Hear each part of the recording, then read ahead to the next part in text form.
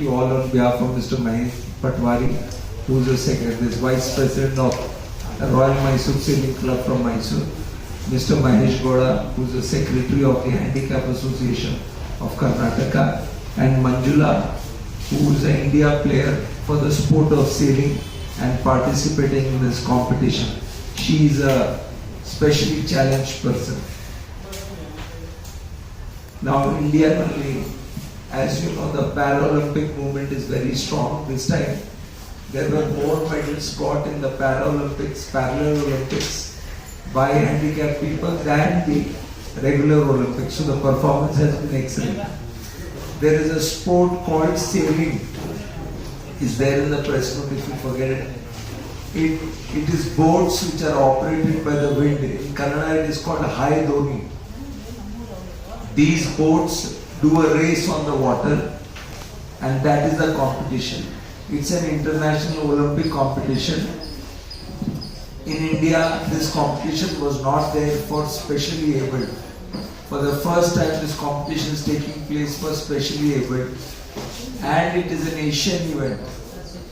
50 participants from 13 nations are arriving to compete starting tomorrow for 1 week.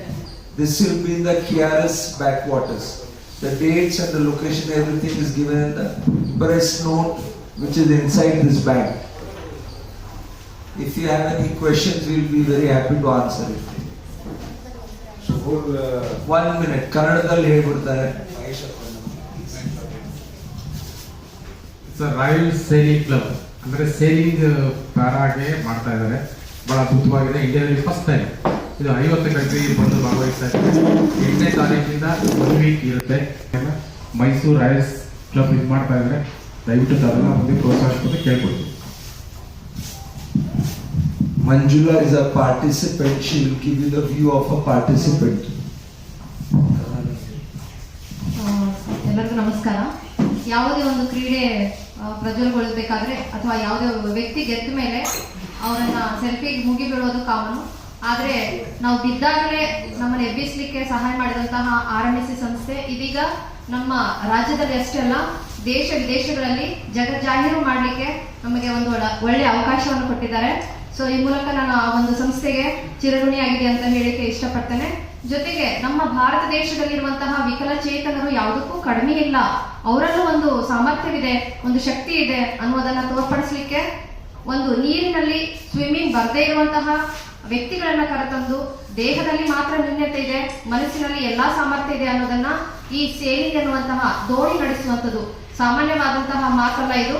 ಯಾಕೆಂತ ಹೇಳಿದ್ರೆ military ಪಡೆಯವರು ಮಾತ್ರ ನೌಕೆಯನ್ನ ನಡೆಸುವಂತದನ್ನ ನೀವು ನೋಡಿರ್ತೀರಾ. ಆದ್ರೆ ಒಬ್ಬ ವಿಕಲಚೇತನ ಮಹಿಳೆ ಅಥವಾ ಪುರುಷರು ಕಾಲಿಲ್ಲದೆ ಇರ್ಬೋದು, ಕೈಯಿಲ್ಲದೆ ಇರ್ಬೋದು, ಕೆಲವೊಬ್ಬರಿಗೆ 2 ಕೈಯಿಲ್ಲದೆ ಇದ್ರೂ ಕೂಡ ಈ ಒಂದು ಚಿನ್ನ ಭಾಗದಿಂದ ಅಂದ್ರೆ ಈ ಗದ್ದ ಅಂತ ಏನ್ ಹೇಳ್ತಾರೋ ಈ ಒಂದು ಭಾಗದಿಂದನೂ ಕೂಡ ಒಂದು ಸೇಲಿಂಗ್ ಅನ್ನ ಮಾಡ್ತಾರೆ. ನಿಜವಾಗ್ಲೂ ಇದು ಅದ್ಭುತ ರೋಚಕವಾದಂತಹ ಒಂದು ಕ್ರೀಡೆ ಅಂತಾನೆ ಹೇಳ್ಬೋದು. ನೀವು ಸಾಕಷ್ಟು ಗೇಮ್ಗಳನ್ನ ನೋಡಿರ್ತೀರಾ, ಬಟ್ ಈ ಗೇಮ್ ಅನ್ನ ಸಪೋರ್ಟ್ ಮಾಡಿ ಖಂಡಿತವಾಗಿ ಗೇಮ್ ಮುಂದಿನ ದಿನಮಾನದಲ್ಲಿ ಇತಿಹಾಸದ ಪುಟ ತೆರೆಯೋದ್ರಲ್ಲಿ ದೂಸರಾ ಮಾತಿಲ್ಲ ಅಂತ ಹೇಳಿಕ್ಕೆ ಇಷ್ಟಪಡ್ತೇನೆ.